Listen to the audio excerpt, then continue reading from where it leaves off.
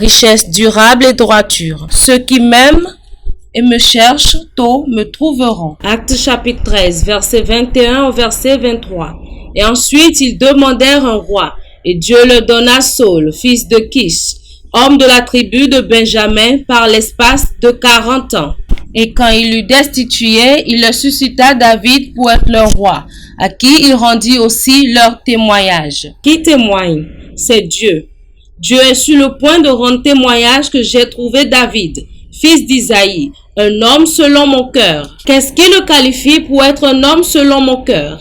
Son insistance pour que ma volonté soit toujours accomplie. Maintenant, regardez comment ces gens gagnent leur titre. La plupart du temps, nous ne connaissons que leur titre, mais je vous montre maintenant ce qu'ils ont fait. Comment ils sont allés loin.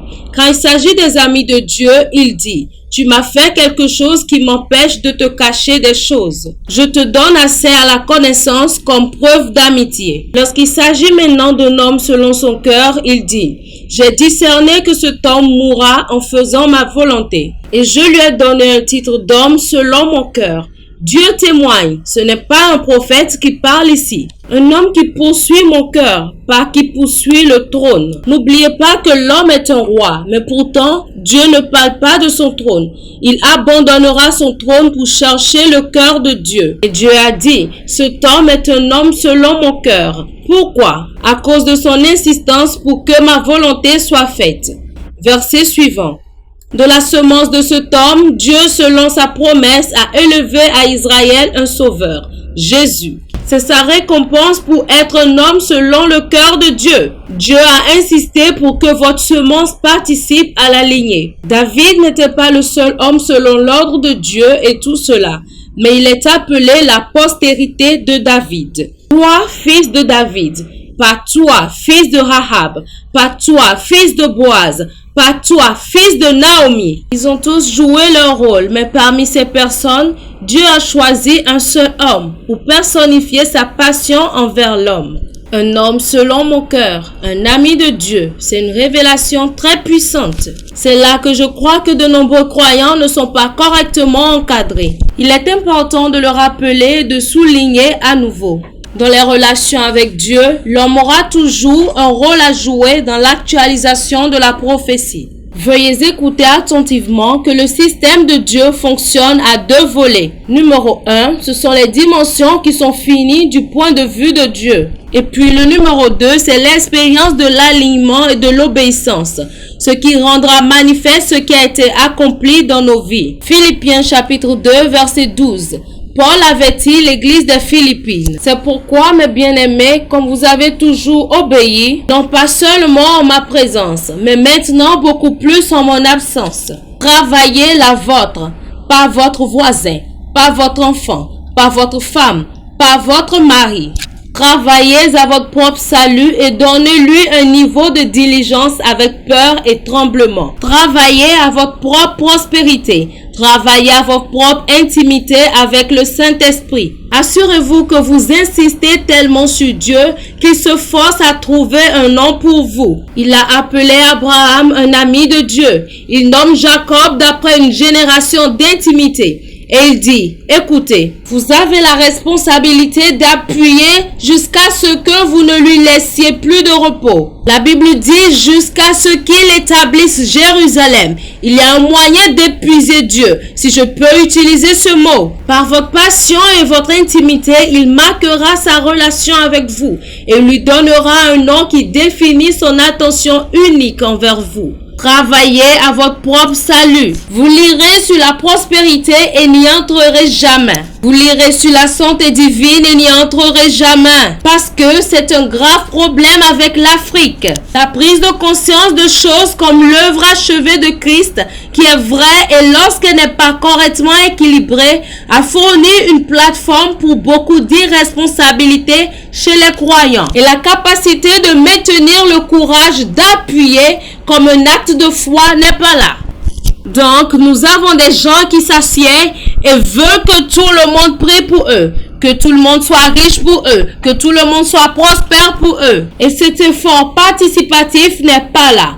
Ainsi, beaucoup de gens veulent connaître le Saint-Esprit. Et ils pensent que la clé pour connaître le Saint-Esprit est de recevoir une transmission d'un homme qui connaît le Saint-Esprit. Ce que vous allez recevoir dans cette transmission est une échelle que vous monterez. Vous l'escaladerez par la prière. Vous le gravirez à travers votre relation. Vous l'escaladerez à travers le sacrifice des instructions que Dieu vous donnera, qui ne sont pas pour tout le monde, mais pour vous seul. Vous êtes sur le point de manger et Dieu dit, retourne l'assiette. Que tu jeûnes pendant une semaine. Vous lui demandez si c'est pour tout le monde. Il dit, c'est pour vous seul. Vous dites, mais pourquoi moi? Il dit, je pensais que tu voulais un nom.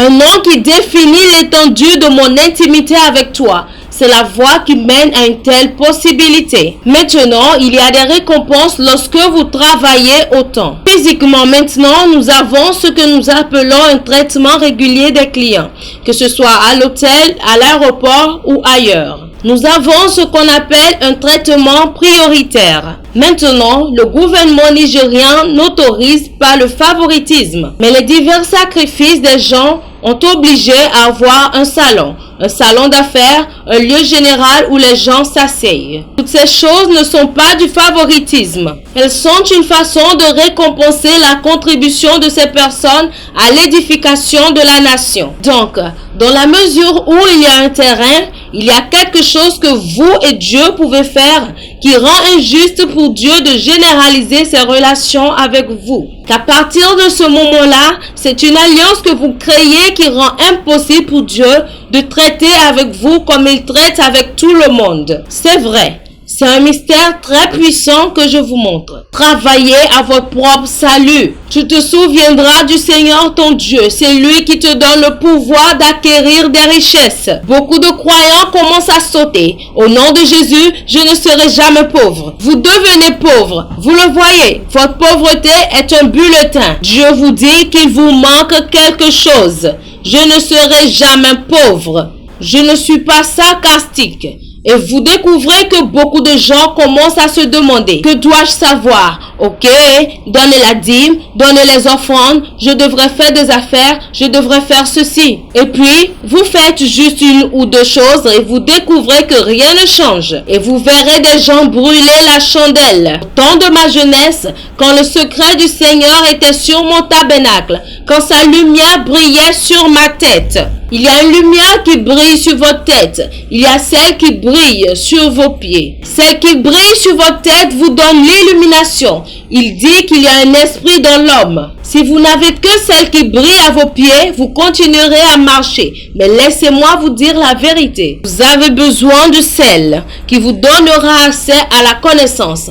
Travaillez à votre propre salut. Ton ministère qui grandit est un dur labeur. Derrière quelque chose qui marche, c'est quelqu'un qui travaille. Travaillez avec diligence, avec passion, avec zeste. Derrière chaque entreprise qui fonctionne, c'est la faveur. Chaque maison est construite par quelqu'un, mais Dieu est toujours le constructeur. C'est un ministère, cette question d'être un travailleur. Ce langage travail, les croyants ne l'aiment pas.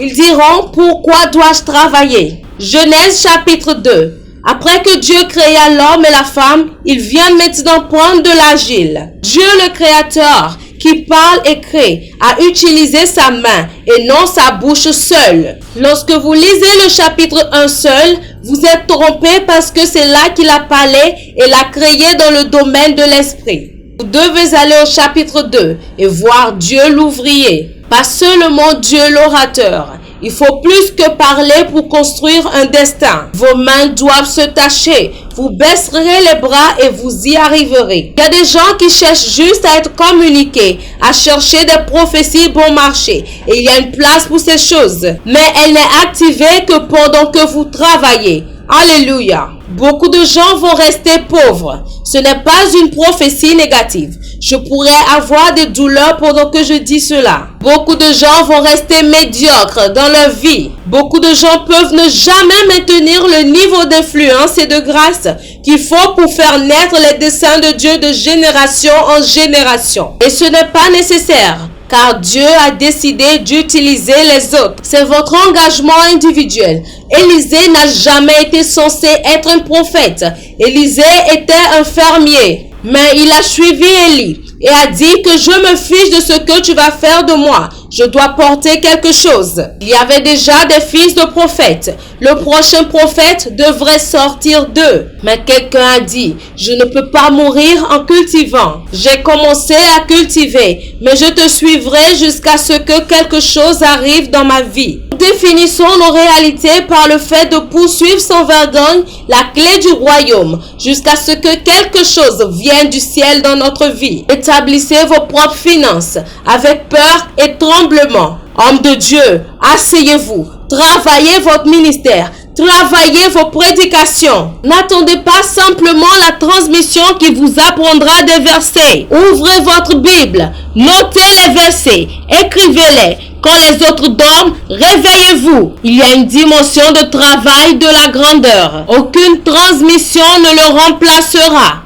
Vous ne vous asseyez pas et ne jeûnez pas avec désinvolture comme vous le faites dans une onction peu commune. Vous blaguez, vous priez de temps en temps, quand vous voulez, 1 heure par an, 2 heures par an. Non, achetez les livres et lisez votre chemin vers l'excellence. Utilisez votre diligence pour créer un espace pour vous-même dans le destin.